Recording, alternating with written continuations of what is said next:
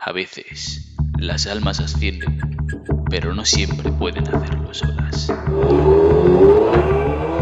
Hoy hace 15 años de aquel trágico accidente que no puedo quitarme de la cabeza. No sé ni cuántas almas perdidas he visto pasar. Dicen que somos leyendas, seres que conducen su historia, historias sin fecha, sin guión, historias fruto de improvisación. Y que cuando muramos, el resto creerá lo que fuimos, lo que hicimos, cuando estuvimos, sin saber jamás si algún día sucedimos. ¿Crees en Dios? Es tu única opción. M-O-N Monje. El monje.